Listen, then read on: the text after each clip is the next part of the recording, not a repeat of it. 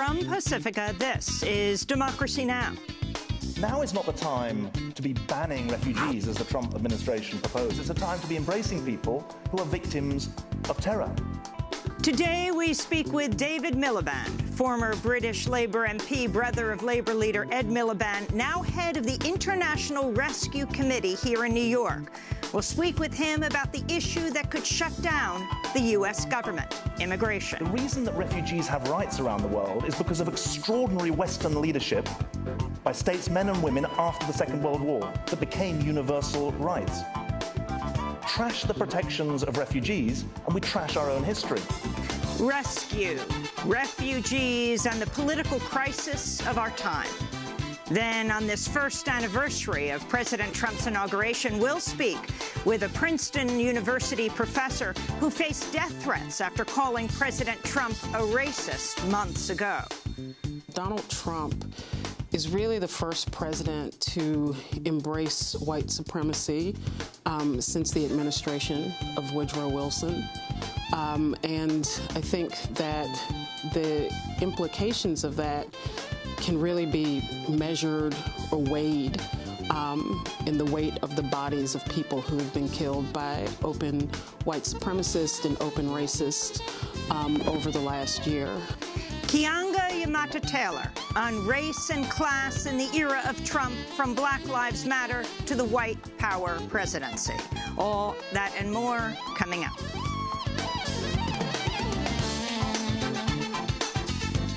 Welcome to Democracy Now!, democracynow.org, the War and Peace Report. I'm Amy Goodman. The House of Representatives passed a short-term spending bill Thursday, setting up a high-stakes debate in the Senate ahead of a midnight deadline tonight to reach a deal or face a government shutdown. Congress members voted 230 to 197, mostly along party lines, in favor of Republican-led continuing resolution to fund the government through February 16th. In the Senate, many Democrats have said they'll vote against a bill that fails to protect DACA recipients, undocumented young immigrants who were brought to the United States as children. This is House Speaker Paul Ryan. Senator Schumer, do not shut down the federal government. Senate Democrats do not oppose anything that is in this bill. They're just holding this critical funding hostage for a deal on a completely unrelated immigration issue. Yes, we need to address the DACA program, and we are engaged in good faith negotiations as we speak. But that deadline is weeks away. It's not clear whether Senate Democrats will support another stopgap spending bill. Speaking from the Senate floor Thursday, Democratic Minority Leader Chuck Schumer noted this is the fourth continuing resolution, or CR, before Congress in recent months. There is no promise and no likelihood that another kicking of the can down the road will get something done.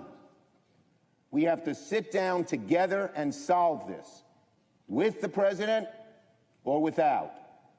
Until that happens, no amount of CRs will get this done. The looming government shutdown came as protesters continue to flood lawmakers' offices on Capitol Hill, demanding passage of a so-called Clean Dream Act that would grant legal status to DACA recipients without concessions for funding for the border wall or enhanced border security. On Thursday, members of the group United We Dream, many of them DACA recipients, chanted "Undocumented and Unafraid" outside the office of Virginia Democratic Senator Mark Warner. 100 DACA recipients lose their status each day. As the deadline looms tonight, President Trump heads to Mar-a-Lago to play golf and celebrate the first anniversary of his inauguration. In Northern California, immigrant communities are bracing for a crackdown by U.S. Immigration and Customs Enforcement following reports ICE agents are planning raids with the goal of arresting over 1,500 people. The San Francisco Chronicle reports the crackdown will be centered in the Bay Area and that the ICE raids will be the largest yet under President Trump. News of the looming crackdown comes days after the agency's acting director, Thomas Homan, said he would target California after it formally declared itself a sanctuary state for immigrants at the start of the new year. Homan has also said he wants to arrest politicians who resist the Trump administration's immigration policies. On Tuesday, Homeland Security Secretary Kirstjen Nielsen told a Senate committee she's looking into charges.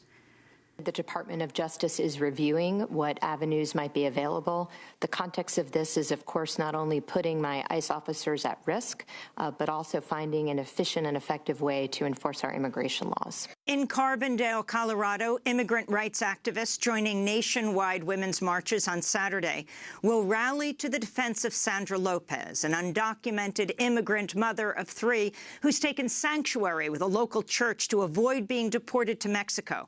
Lopez is a leader with the Colorado Immigrant Rights Coalition. She's fought removal proceedings since she was arrested in 2010 after she says one of her children mistakenly dialed 911. Charges in the case were dropped, but she's faced the prospect of deportation ever since.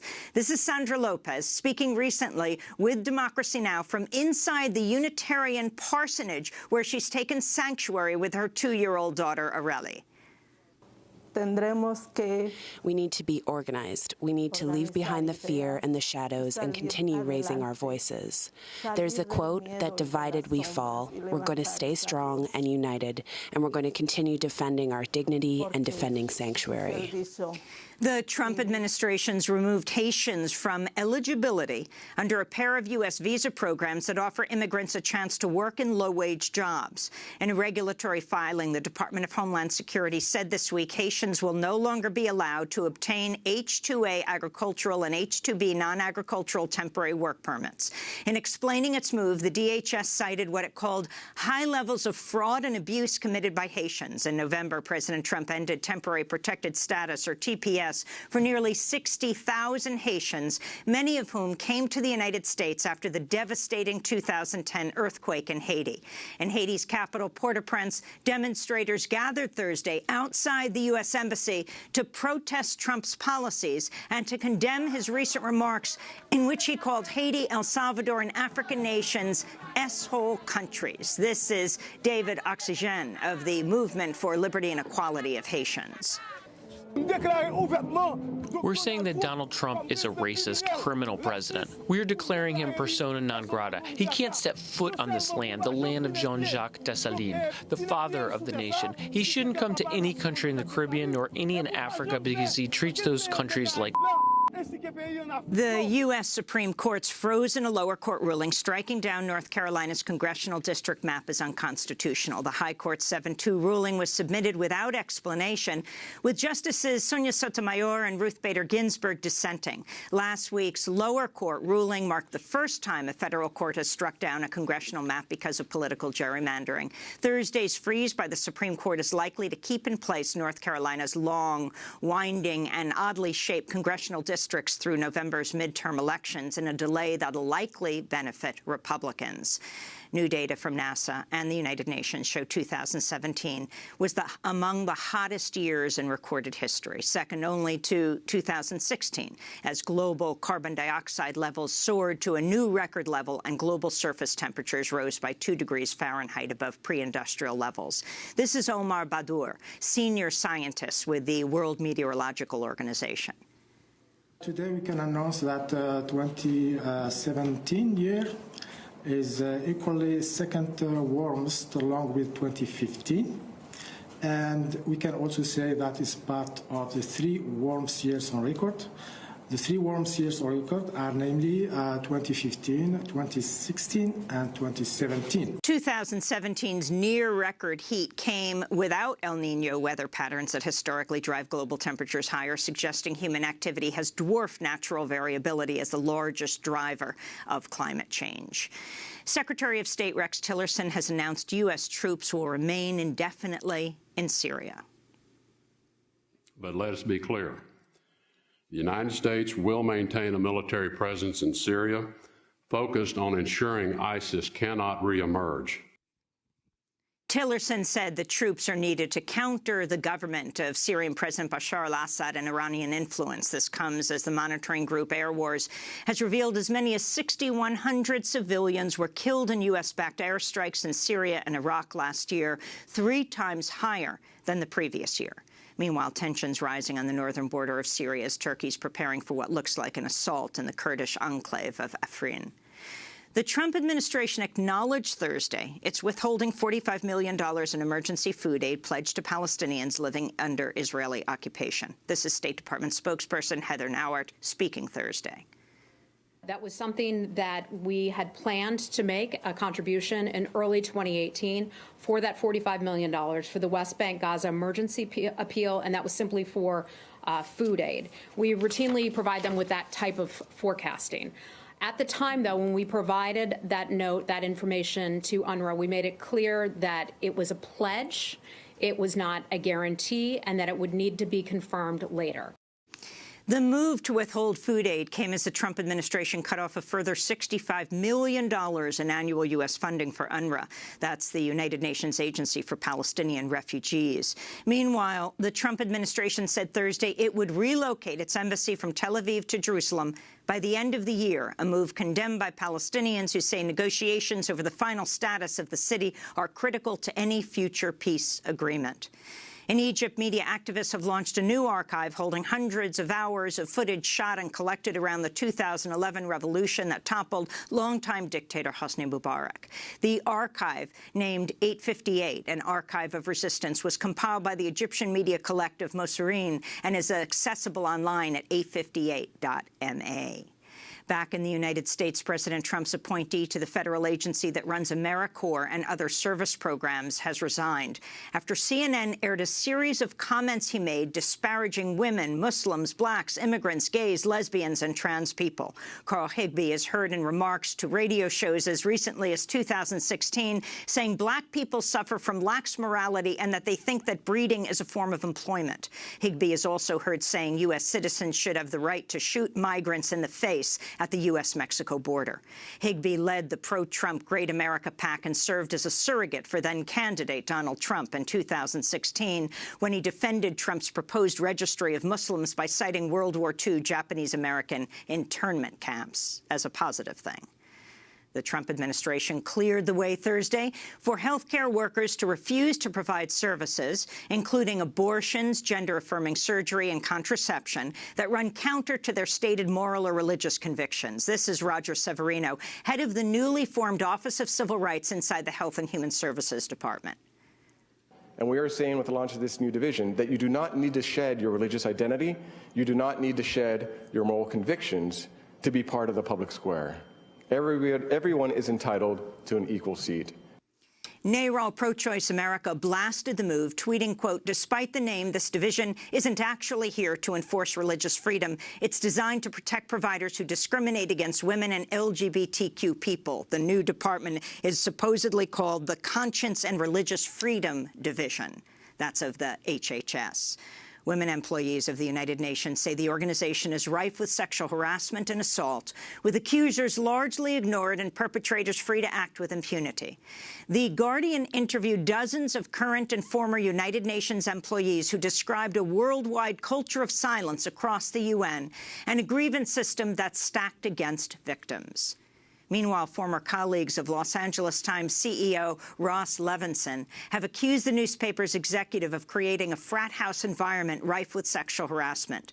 NPR reports Levinson has been a defendant in 2 sexual harassment lawsuits and is known for publicly ranking the so-called hotness of female co-workers.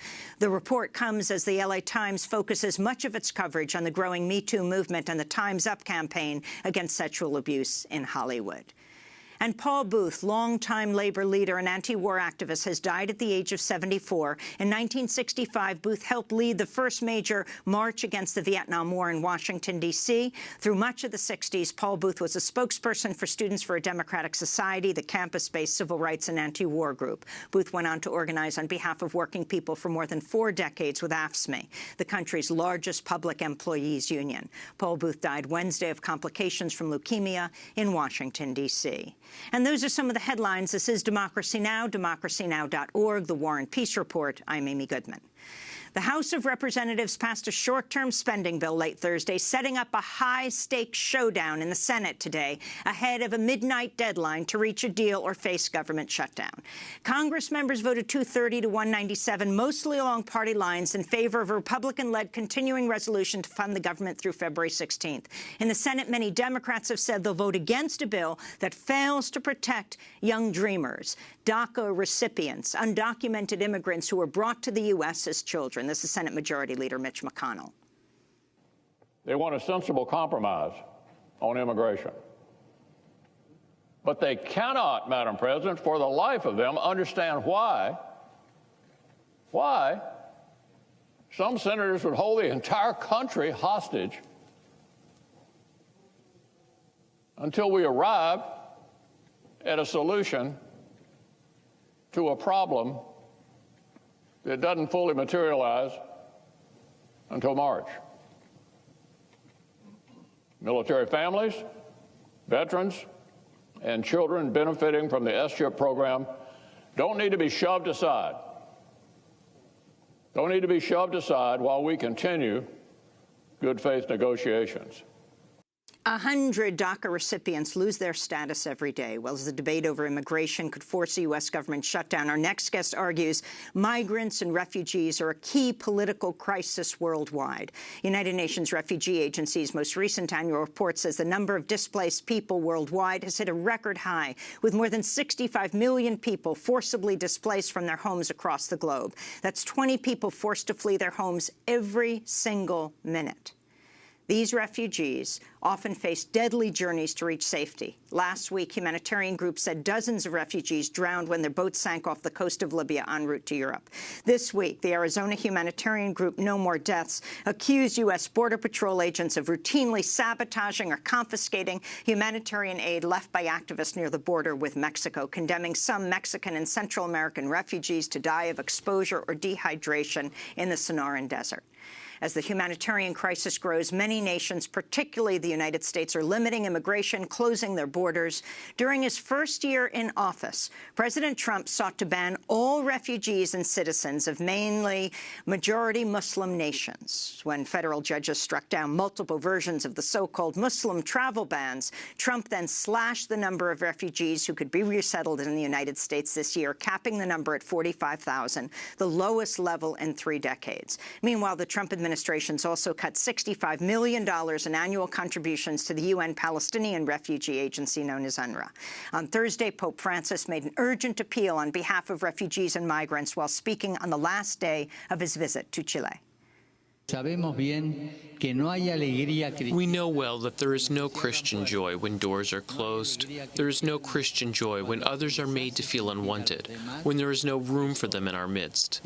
We must be alert that work is becoming more precarious, which destroys lives and homes. We must be alert to those that take advantage of the irregularity of many immigrants because they don't understand the language or they don't have their papers. We must be alert to the lack of housing, land, and work of so many families.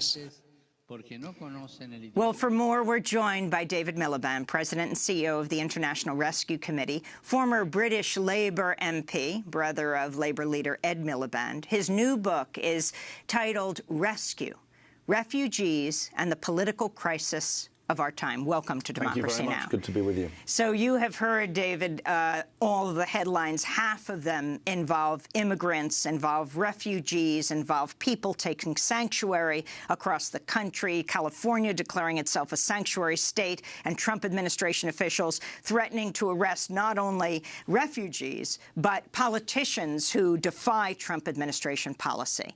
This is the anniversary of President Trump's inauguration. What is your assessment of his approach to immigrants in this country? Well, issues of refugees and immigration have always been matters of politics as well as policy, and there's a lot of confusion. One of the points in my book is that a refugee is someone who flees their home as a result of conflict or persecution. An economic migrant is someone who's seeking a better life. It's not that one is good and the other is bad, but they're different. And I think the way I would summarize the approach of the Trump administration is really a reversal of the best of American history. It's not that throughout the ages America has always made itself open to refugees and immigrants from around the world, because there have been dark periods of American history. But the best of the American approach, both in respect of immigration and in respect of refugees, and we should talk about the difference between them, but the best of American history has established this country as a haven for those who are seeking not just a place of safety from persecution, but also a chance to start a new life and contribute to the society that they are arriving in. And what the president has done, you referred, just to give you one example, to the fact that the president has halved the number of refugees who should be allowed to come to the U.S. from the 90,000 a year that have been allowed since the 1980s, since Ronald Reagan's time, to just 45,000. But actually the truth is that the administration that is putting that into practice is not delivering 45,000 refugees this year. It's going to deliver about 20,000. So you've actually seeing, because of the actions of the Department of Homeland Security, a quartering of America's historic commitment to refugees at a time when there are record numbers of refugees around the world. And this is significant both for those individual cases and for the lesson it sets elsewhere in the world, because the truth is a country like America has 1% of the world's refugees. Countries like Ethiopia, Pakistan, Lebanon, Jordan, they have the most refugees in the world. And I think that there's an issue of substance, but also an issue of symbolism at stake here. I want to step back for a minute. Why you care so much about the issue of migrants, of refugees, of immigrants. Talk about your own family background. Yeah, I mean, maybe people have an image of a refugee that doesn't summon up someone with a blue shirt and a red tie on, but speaking with a British accent. But I was born in safety in the UK in 1965, but both my parents were refugees. My dad from Belgium, from Nazi-occupied Belgium in 1940.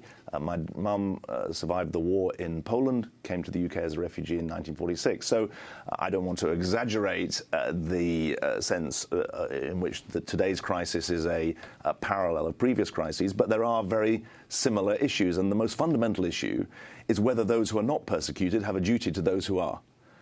I call it the duty to strangers. And it seems to me that the best lessons of human history are that when the duty to strangers is exhibited, it builds not just a more moral planet, but also a safer planet. And what we're seeing today, ironically, in a world that's more connected than ever before, is that it's a world the danger is it's defined by walls, not by connections. And I think that goes to the heart of the political crisis as well as the policy crisis that exists at the moment. How would you characterize President Trump's policies? I mean, you were born in Britain, but you now work here in New York, and you head the International people don't know Rescue this, but the International Rescue Committee was founded by Albert Einstein, one of the most famous refugees in this city, never mind this country, in some ways an emblem of what refugees can bring. So I now lived and worked in the US over the last 4 years. And I think that global leadership has been abandoned, or in Richard House's words, abdicated. The sense that America established itself not with a high moral tone, but with a set of principles and values that would be enshrined not just constitutionally and legally, but also in policies, that has been abandoned. And I think that the question facing the country is whether or not that is going to be consolidated in the next 3 years, or whether it can be reversed. Because the truth is that if you carry on reducing the number of refugees who are allowed here at the current rate, if plans to reduce the international aid budget are followed through, then there'll be a double whammy, really, on the world's most vulnerable people. On Capitol Hill, a slew of lawmakers have joined members of the Congressional Black Caucus in backing a resolution to censure President Trump over his racist comments in which he reportedly called African nations, El Salvador, Haiti, S-hole countries, but he said the curse.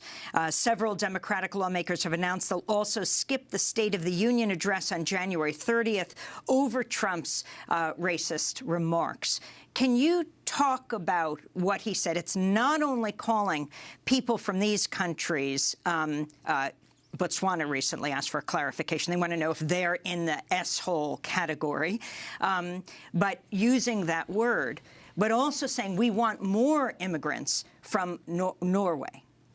Well, I think that the way I would put it is that really the presidency has been dragged into the gutter by not just the language, but the thinking behind it. Because, as you say, Botswana, every African country is asking, well, does that include us? I mean, it's true that the countries that produce the most refugees are war-torn. They are conflict-ridden.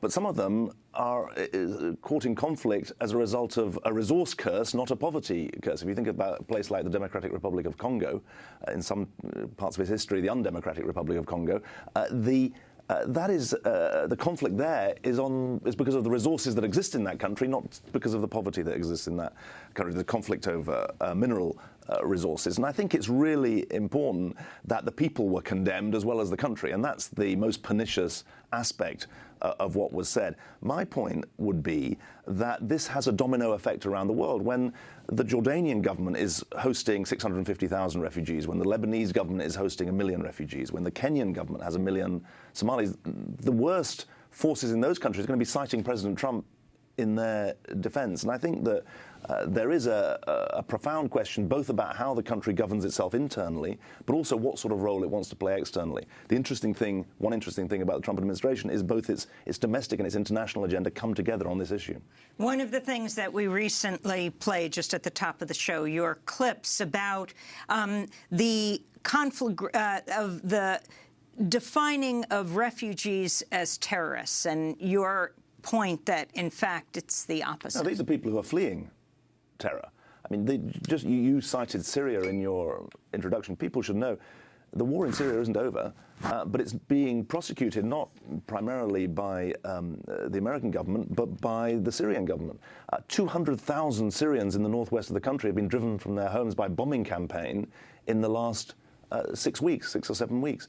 And so these are people who are the victims of terror. Some of them get good press coverage. Some of them, the coverage of the appalling stories of Yazidi women being chased from their homes by ISIS, they get a sympathetic ear. Others get a less sympathetic one. But my point is simple. People who've known the price and the cost of terror, they become the most patriotic and productive citizens when they find refuge here. And I think there's one other point that's important as well. America is making a small commitment to resettlement. The great bulk of refugees stay in countries close to those at war, and that doesn't include the U.S., notwithstanding what's happening south of the border in the northern triangle of Guatemala, El Salvador, Honduras. People are fleeing gang violence there. We shouldn't forget that. But one of the most pernicious parts of the Trump narrative, President Trump's narrative, is that somehow America is bearing an undue burden of the world's problems. That isn't the case when it comes to humanitarian and refugee issues. Can you talk about President Trump shutting off funding, something like $65 million, to UNRWA, to the UN Palestinian Refugee Agency, and the significance of this, what this means for Palestinians? Obviously, the Palestinian population is the longest-standing refugee population. It was only after the Second World War that the refugees were given any rights in international law. After the foundation of the State of Israel, Palestinian refugees in Lebanon, in Jordan, elsewhere in the Middle East, UNRWA, including in Gaza, UNRWA, the United Nations agency, provides above all for children. It's above all providing support through education for kids. The $65 million, you're right, that's been granted is the first part of a three-part delivery of American aid to support this organization. And it seems to me very important that we don't lose sight of the people on the receiving end of this. You have 1.8 million people in Gaza, half of them are children. You've got Palestinian refugees elsewhere in the region. And the message that's being sent is a rejection to them and their condition. And it seems to me it goes to the heart of what the country should be standing for. And at a time when the UN is needed more than ever before, the last thing that the UN needs is one of its most effective programs to have the rug pulled from under it. I wanted to go to a Gaza resident. They're saying that soon they could starve unless international donors step up to fill the funding gap left by President Trump. We will be lost. It will be a catastrophe. People will be stealing from each other. We will live in a catastrophe. We will suffer to provide food and wheat. People will kill each other. What should I do? Should I go sell one of my kids or sell my kidney? What should I do? Should I go and steal or work as a spy? I need cooking oil, yogurt, eggs, and bread.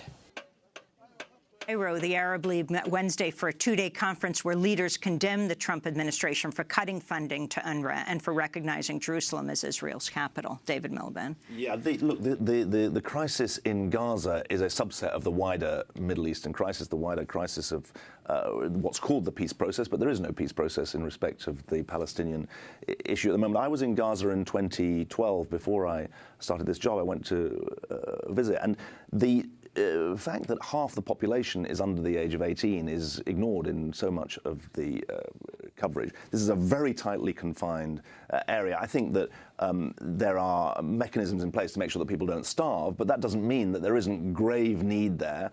And also, frankly, grave danger of radicalization, because for the first time there are now reports of ISIS organizing in Gaza, and the equation between immiseration and extremism is well documented. And so both for moral reasons and for strategic reasons, I think this is a misbegotten policy.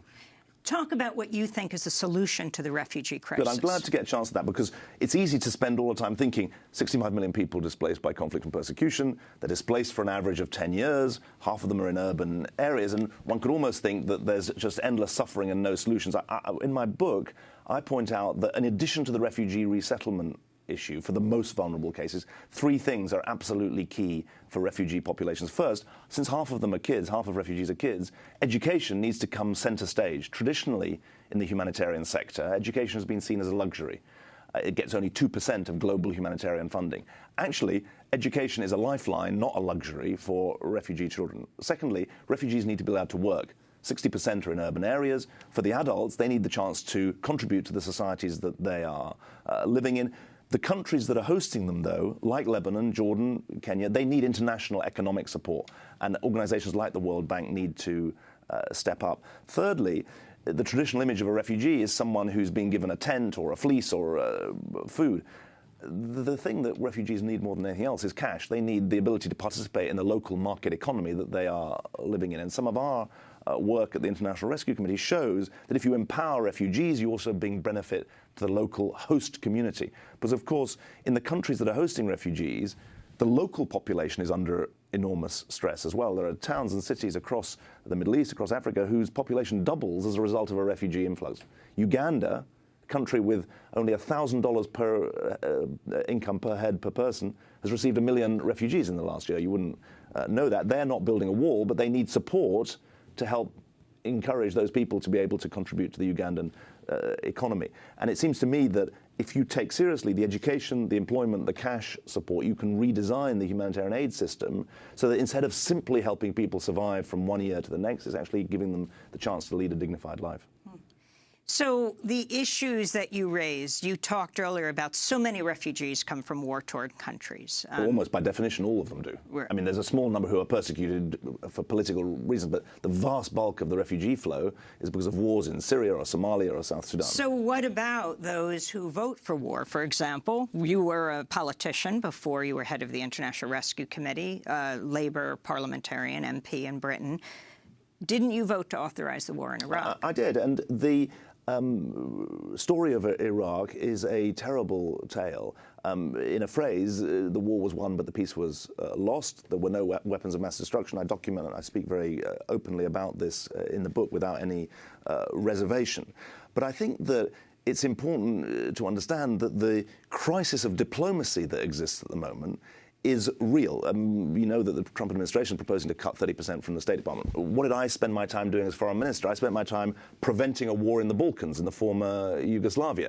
I spent my time trying to stop the slaughter in Sri Lanka, where Tamil residents were caught in the north of the Jaffna Peninsula. There's a crisis of peacemaking that stands at the root of the refugee crisis today. And it seems to me that it's that we need to speak to in a very thoroughgoing way. If you could cast that vote again. Of course I wouldn't cast it in the same way. I've said that very publicly and very clearly. Right, so talk about that. Talk about what led you to do it and what was the new information you have, what you realize now, and what advice you have to politicians today who are making decisions in these areas. Well, these are hard decisions. In 2003, the main issue for the UK Parliament was that there were significant levels of undocumented weapons of mass destruction that the Saddam regime had built up since 1991. Hans Blix, the UN inspector, produced a 175-page report documenting the way in which the Saddam Hussein's regime had failed to dispose of the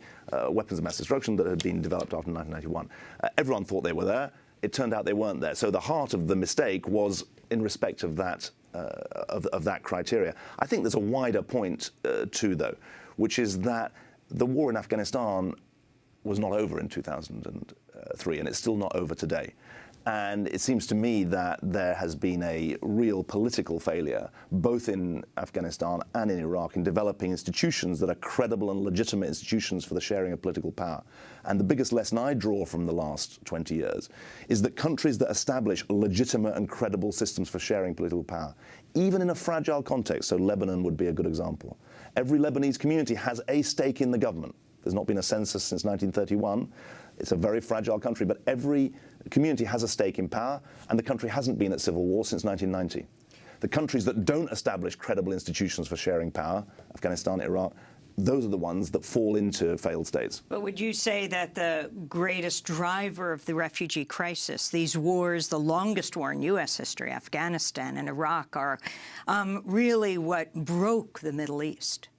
Well, I think that you'd say that there are two things. One, the war in Iraq is certainly part of that, but the drive of Middle Eastern populations, of Arab populations, for accountable government, for decent levels of freedom, those have been the impulses that have propelled Arab youth onto the streets, not just in the Arab Spring, but before, and not just Arab youth. In 2000, just to take the Syrian example, there's obviously been a civil war in Syria since 2001. It started in 2011. It started with a boy in Daraa being persecuted and tortured by his own government. But in 2005, 250 Syrian intellectuals were demanding accountable government. And I think that there's a danger in thinking all of this comes from Western policy. Don't ignore the people on the receiving end. And the truth about significant parts of the Arab world is the absence of accountable government, the absence of opportunities for women, the absence of opportunities for young people. Remember, 60% of the Arab world is under the age of 30. It's the lack of those opportunities that is driving the challenge to government authorities in the region. And you've seen that most recently, remarkably, in Iran. Would you describe President Trump as racist and Well, I think that the racist statements have been very clear. And I think that the most important thing now is that the voice of America is not simply the voice of President Trump, it's the voice of the millions of people who listen to your show, because around the world, there's a poll that's out today, America's reputation has never been lower. I'm not an American, I'm a British citizen, but I live and work here, as you said. And there's a side of America that's being lost, and that side is the side that when a refugee comes into a community, we resettle refugees across America in 26 cities. When refugees arrive in Dallas or in Houston or in San Diego, the American reaction is actually not to spurn them. It's not to build a wall between them and their new neighbor. It's actually to knock on the door and say, where are you from? How can I help you? Do you know the way the local schools work? Do you know the way the local health system works? We want to help you. And I think that side of America needs to be heard, because at the moment, the world is seeing another side. David Miliband, I want to thank you so much for being with us. President and CEO of the International Rescue Committee, former British Labour MP, former British Foreign Secretary. His new book is Rescue: Refugees and the Political Crisis of Our Time. This is Democracy Now!, democracynow.org, the War and Peace Report. When we come back, Keeanga Yamata-Taylor will be talking to us about what she describes as the white power presidency. When she first called President Trump a racist months ago in a speech at Mount Holyoke, she got death threats. She continues her charges. Stay with you. Stay with us.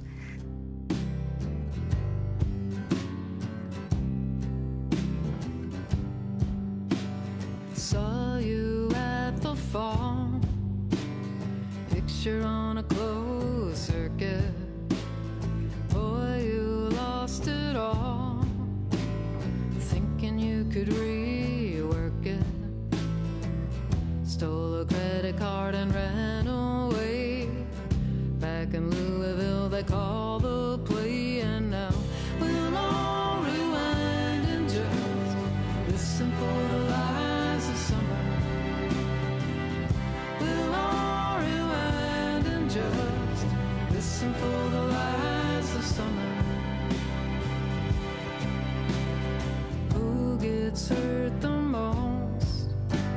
The guys that you would call brother, the girls that loved a ghost that had a sick mother. Now you're waiting for the mess to take, but it takes a miracle to heal this break. And now we'll all rewind and just listen for the lies of summer. Lies of Summer, Amy Mann here on Democracy Now! I'm Amy Goodman. As President Trump completes his first year in office, activists in cities across the country will hold mass protests Saturday on the first anniversary of the historic Women's March. This comes as a slew of lawmakers have joined members of the Black Congressional Caucus in backing a resolution to censure President Trump over his racist comments in which the president reportedly used an expletive to refer to African nations El Salvador and Haiti. Several Democratic lawmakers say they'll also skip the State of the Union address January 30th over Trump's racist remarks, calling countries like Haiti, Salvador, and the continent of Africa S-holes. Meanwhile, Trump himself denies being a racist, claiming on Sunday he is, quote, the least racist person. No, I'm not a racist. I am the least racist person you have ever interviewed. That I can tell you. That was President Trump speaking to reporters Sunday. Yet over the last year, Trump has repeatedly faced national and international condemnation over his comments and actions. Trump has tried several times to ban citizens of some majority Muslim nations from entering the U.S., executive orders that many have called Muslim bans. The president refused to condemn the deadly white supremacist violence in Charlottesville, Virginia in August, in which Ku Klux Klan members and other far-right extremists attack anti-racist counter-protesters, killing 32-year-old Heather Heyer. Instead, Trump blamed both sides for the attacks and claimed there were, quote, very fine people among the white nationalists. Trump has repeatedly attacked African-American NFL players who take the knee during the national anthem before games to protest racial injustice and police brutality. And Trump has endorsed and campaigned for the racist, xenophobic, homophobic Alabama Republican Senate candidate, the pedophile Roy Moore, who was defeated in large part by black women voters. Trump pardoned the notorious racist former Arizona Sheriff Joe Arpaio, who's now declared he's running for U.S. Senate in Arizona. He's repeatedly retweeted white nationalists. And Trump has also repeatedly insulted Native Americans, including attempting to use Pocahontas as a racial slur to insult Massachusetts Senator Elizabeth Warren, who says her family is part Cherokee. Among the times Trump tried to use Pocahontas' name as a racial slur was during a White House ceremony honoring Navajo code talkers, Native Americans who served in the Marines during World War II and used the Navajo language in order to transmit encoded information. Trump and his Justice Department, led by Attorney General Jeff Sessions, have also pushed policies that seek to roll back years of civil rights gains, including limiting federal oversight of police departments with a history of civil rights violations and ramping up the war on drugs. Well, the list goes on. To discuss Trump's first year in office, where racial justice movements go from here as well, we're joined by Keeanga-Yamahtta-Taylor, Assistant Professor of African-American Studies at Princeton University, author of From Black Lives Matter to Black Liberation, and editor of a new collection of essays that is titled How We Get Free: Black Feminism and the Combahee River Collective. Welcome to Democracy Now! Thanks, Amy. Very glad to be here. We had you on 1 year ago, almost exactly. We were in Washington, D.C. We were broadcasting from public television, WHUT's studios at the historically black college of Howard University. A few months later, you would speak at Hampshire College. Correct. And tell us what you said and what happened next. Well, I gave a commencement speech at Hampshire in which, you know, it was a 19-minute speech, and to kind of set the context for where the students were and what they were, the world that they were going into. I talked about Trump for probably all of 30 seconds. But I said what I thought to be true, that the world that they were graduating into was very dangerous, and one of the main factors in that was because the President of the United States, Donald Trump, was a racist, sexist megalomaniac. Today, especially given the list of examples that you just went through, it seems ludicrous that I would be attacked by Fox News, receive hate mail, death threats for making what is so clear and to me such an obvious statement. And I think that you know, the fallout from that with the right was kind of a prelude to an attack on academics, attack on radicals for really saying the truth about the nature of this administration. You have talked about President Trump, white supremacy, and the precedent set by this president going back to Woodrow Wilson. Interesting, because you teach at Princeton University, where the Woodrow Wilson School is. Can you talk more about that? Well, I think that it's clear. I mean, there's a parsing of Trump's words in the mainstream media to determine is Trump a racist, or does he just make racist statements? And or I think they say, does he make racial statements? Yes, correct. And I think it shows how the discussion around what is racism in the United States has deteriorated, so that unless someone is declaring I am a racist or burning a cross, that everyone is loath or reluctant to identify what is painfully obvious. And so I think that the Trump administration's embrace of white supremacy is naked and it's obvious. But I also think that we have to understand what the impetus for that is, because rarely in American history, especially when we're talking about elected officials and the political establishment, is there racism just purely for the sake of racism? Is it that it's just driven solely by vitriol? And so I think that we have to understand the racism of Donald Trump and the sort of alt-right racism of the Republican Party in general, in combination with their naked money grab, with the smash and grab operation of the tax cuts, of the efforts to really radically redistribute wealth from the bottom to the top, that they have set out on a course to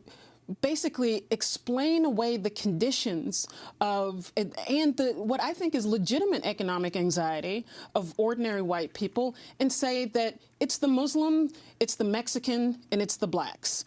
And now we can add to that, it's the countries of Africa, Haiti, El Salvador, who want to send their supposed refuse to our country. That is the reason why you are in the insecure condition that you are. So I think that we have to see those two things as linked, which is not to diminish the impact that racism has in this country. Because, as I said earlier, that the weight of the impact of the open embrace of white supremacy in this administration can be literally weighed and measured in the weight of the bodies of the people who have been killed by white supremacists in this country. I think there was a report out earlier this week that said white supremacists who have deaths by white supremacists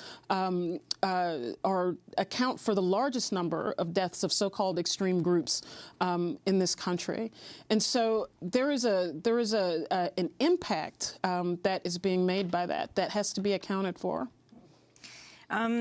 You talk about, in the beginning of your book, How We Get Free, Black Feminism and the Combahee River Collective, you talk about, in the days after the disastrous 2016 presidential election, I'm quoting you, a popular meme showing 94% of black women voters had cast their ballot for Hillary Clinton was circulated as proof that black women had done their part to keep Trump out of the White House. Take it from there. Well, I think that was part of the narrative, but that black women bore no responsibility for the Trump administration, which is obviously true. But I think that there was a larger story in there that really has been missed by a lot of the efforts to assign blame for the electoral rise of Trump. And for me, the more interesting part of the election was that 100 million people did not vote, that there are almost 240 eligible voters, 240 million eligible voters in the United States, and almost 100 million people did not participate in an election that was discussed as the most consequential of our lifetime. And for me, the question was, what does that say about our political system? And so I think that discussion got missed in talking about the level of electoral support for Hillary Clinton by black women, by also not looking at how the numbers of black women who participate in the election was actually down from 2012, the Obama election, which brought out historic numbers of people. And so I think that understanding that 100 million people didn't participate in the election is really critical to this ongoing debate about the state of the Democratic Party and whether or not the party is actually in a position to pose an alternative, a credible alternative to the Republicans in 2018 in the looming 2020 election. And we cannot have a serious discussion about that without talking about the 100 million people who did not vote in the last election. What about this Quinnipiac poll that has just come out, talking about the overwhelming percentage of African Americans supporting Bernie Sanders? Well, I think that hopefully it begins to shift the very narrow discussion that the Sanders phenomenon is driven solely by the quote-unquote Bernie bros, that African Americans are not interested in socialism, African Americans are not interested in Bernie Sanders. In fact, this poll showed that Sanders had the highest favorability rating among African Americans by a country mile compared to white people. I think it was 43% of whites had a favorable view of Bernie Sanders compared to 70% of African Americans and 55% of Latinos. And I don't think that this is a complicated question. Why is that? Because I think most people understand, black people understand, that if Sanders' program, the things that Bernie Sanders advocated and argued for, the redistribution of wealth from the top to the bottom, universal health care, a living wage, so on and so forth, the redistribution of resources from the criminal justice system to the war machine, to public services and public institutions, that would have an immediate impact in the lives of black people and in black communities, immediate positive impact.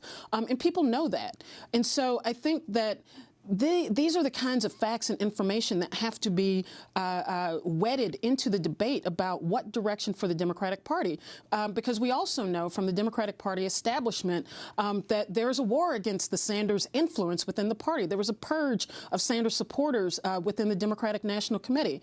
And so there is going to be a reckoning in that party about what their actual direction is. And I think for progressives, for the left, and certainly for radicals, that the ease with which people cave into the decision to back various Democratic Party leaders, take off or Democratic Party candidates, remove the pressure that is necessary to force that party to actually pay attention to the agenda of ordinary people from below. And that's a calculus that has to shift in the coming elections. We're going to break, then come back to this discussion. Keeanga-Yamahtta Taylor, Assistant Professor of African American Studies at Princeton University, author of From Black Lives Matter to Black Liberation, editor of a new collection of essays titled How We Get Free, Black Feminism and the Combahee River Collective. This is Democracy Now! Back with her in a moment.